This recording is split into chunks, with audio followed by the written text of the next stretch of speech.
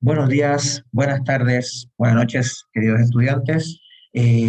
Aquí estamos en otro video más para explicarles acerca de resolver algunos ejercicios, algunos tipos de problemas que vamos a trabajar dentro de lo que es la física en la parte de las leyes de Newton.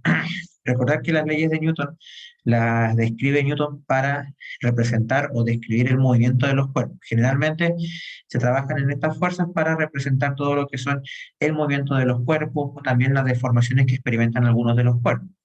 En este caso nosotros vamos a aplicar dos de las tres leyes principales. La primera es la ley de la inercia, que habla de que si uno suma, como estoy colocando acá abajo, ¿cierto? Si uno suma todas las fuerzas que actúan en el sistema, esto debería darme cero. ¿Qué significa? Que si trabajamos con la ley de la inercia, hablamos de que el cuerpo puede estar en reposo o bien puede estar en un movimiento rectilíneo uniforme o con velocidad constante. El otro principio que vamos a aplicar es el principio de la dinámica o el principio de la masa, que habla de que ahora la suma de las fuerzas debe ser proporcional a la aceleración que experimenta el cuerpo. Dígase, en este caso, donde la masa es una constante de proporcionalidad. En este caso, tenemos que si sumamos todas las fuerzas, el cuerpo va a estar experimentando un cambio de la velocidad en función del tiempo. O sea, está experimentando una aceleración. Esos dos principios los vamos a aplicar en el problema que tenemos acá arriba, donde tenemos diferentes cantidades de datos, porque hay diferentes fuerzas que están siendo aplicadas a una caja, como dice acá el enunciado.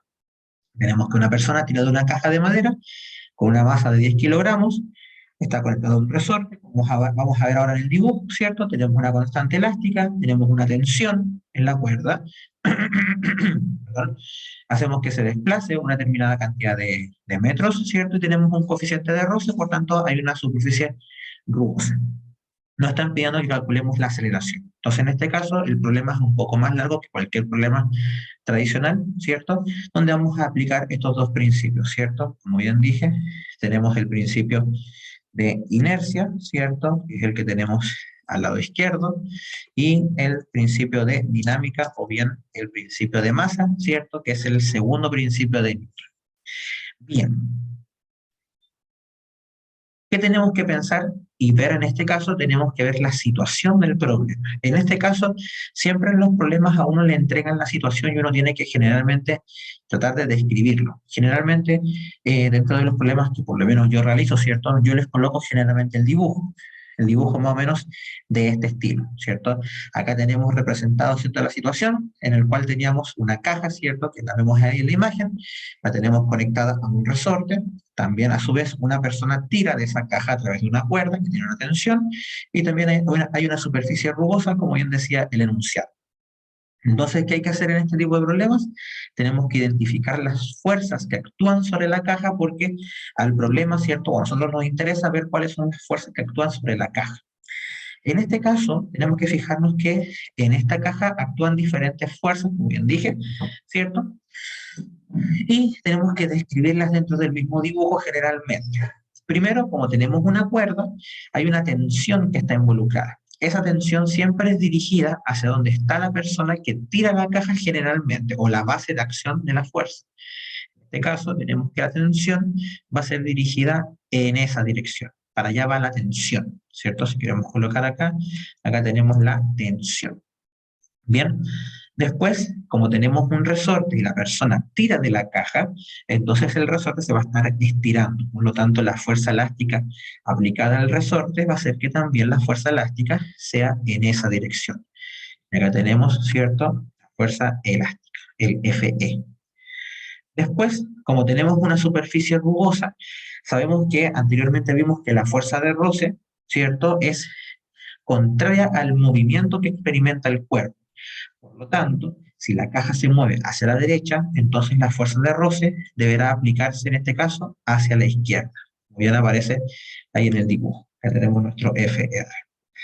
Bien, uno pensará que solamente están esas tres fuerzas, pero no. Como tenemos una superficie, ¿cierto?, hay una normal, ¿cierto?, que se aplica hacia arriba, y a su vez todos los cuerpos que están sobre la Tierra, ¿cierto?, o sobre nuestro planeta, ¿verdad?, experimentan también un peso. Entonces, en este caso tenemos la normal y el peso que actúan una hacia arriba, caso de la normal, ¿cierto? Y el peso que actúa hacia abajo.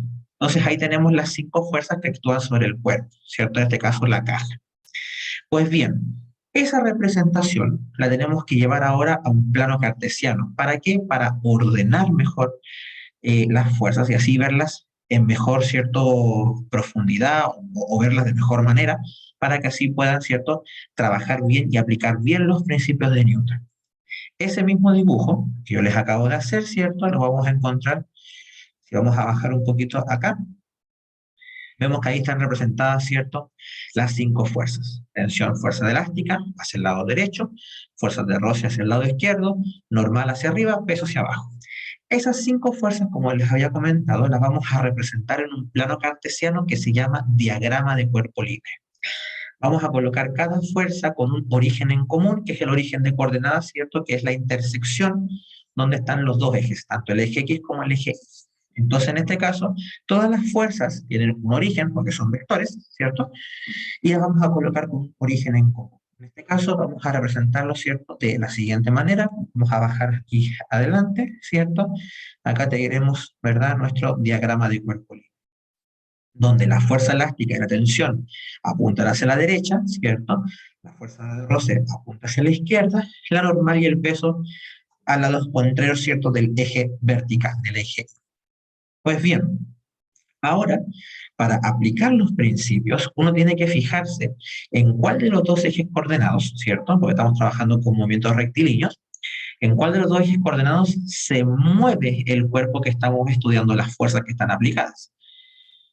Como el cuerpo, la caja en este caso, se mueve sobre el eje X, ¿cierto? Va a haber una fuerza que provoca que ese cuerpo se esté moviendo. Una fuerza en general, ¿cierto? Una sumatoria. Por lo tanto, en este caso, como la caja se mueve sobre el eje X, entonces sobre el eje X aplicaremos el segundo principio de Newton, que es el principio de la dinámica.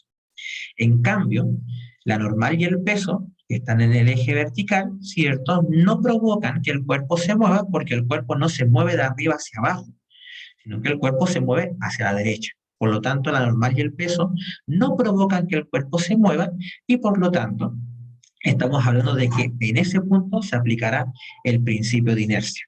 Por lo tanto, ahí tenemos específicamente que aplicar dicho principio, o sea, el primer principio de Newton, que es la ley de la inercia. Con eso ya podemos explicar fundamentalmente cuál vamos a aplicar en cuál eje coordenado, ¿cierto? Vamos a aplicar el segundo principio en el eje X y el primer principio en el eje Y. ¿Qué pasaría en el caso contrario? Si la caja, por ejemplo, se estuviese moviendo en el eje vertical, ¿cierto? Ahí habríamos tenido que aplicar el segundo principio. Si la caja se hubiera movido en el eje vertical, claramente en el eje X habríamos aplicado el primero. Pero como la caja se mueve sobre el eje horizontal, entonces ahí aplicaremos el segundo principio, como dije, y en el eje vertical aplicaremos el primero. ¿Qué significa eso? Que la suma de todas las fuerzas que actúan en el eje X tienen que ser igual a la masa por la aceleración. En caso contrario, ¿cierto? Las fuerzas y la suma de la normal y el peso, ¿cierto?, que actúan en el eje vertical, tiene que ser igual a cero. En ese caso, ¿cierto?, vamos a poder representar eso de esta manera, ¿cierto?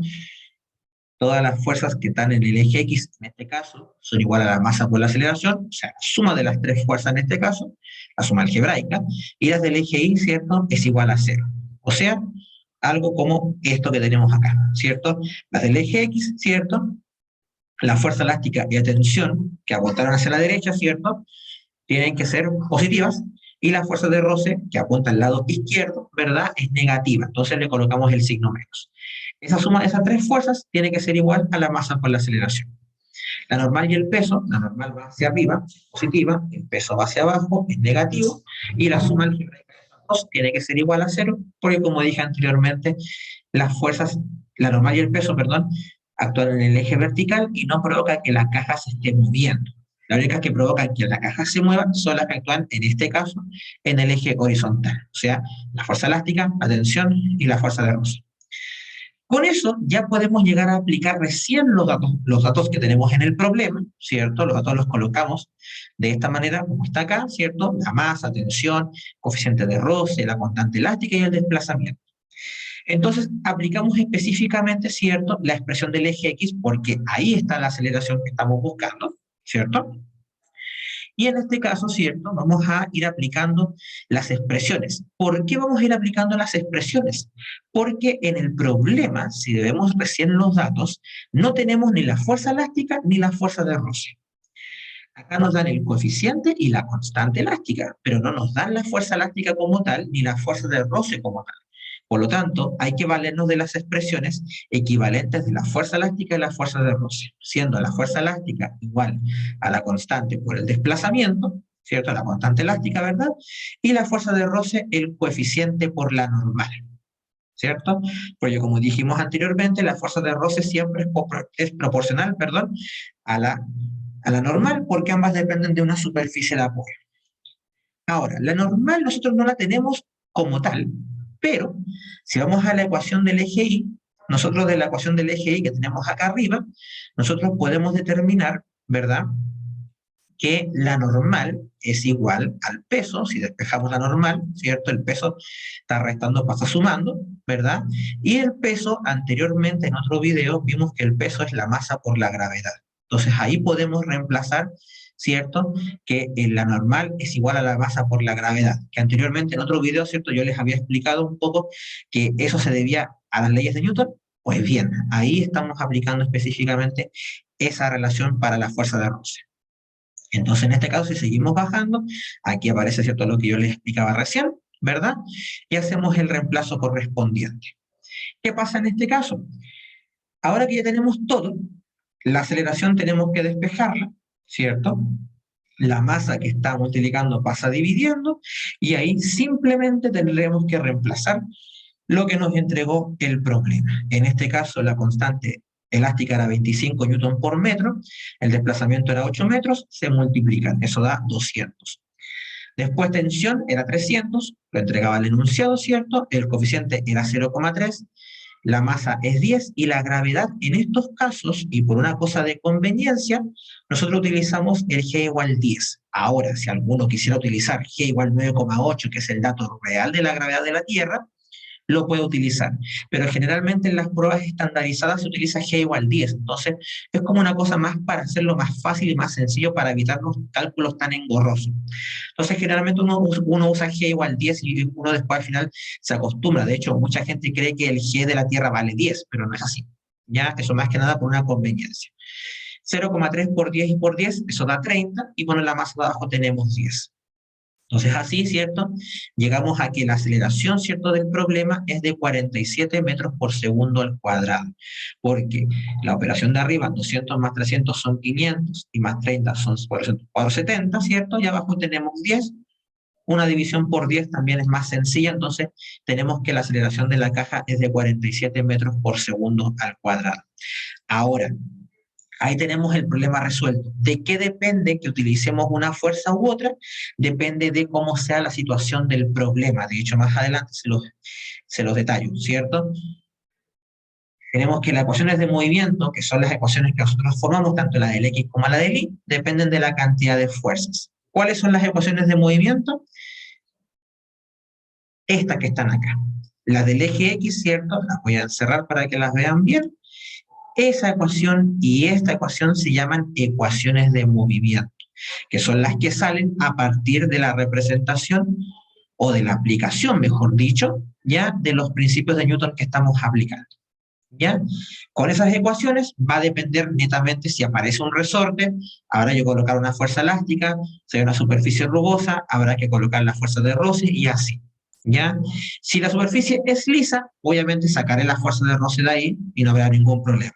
Si no hay ningún resorte, sacaré la fuerza elástica de ahí y tampoco va a haber ningún problema. Lo fundamental es que siempre se aplique el principio de Newton correspondiente a donde se esté moviendo.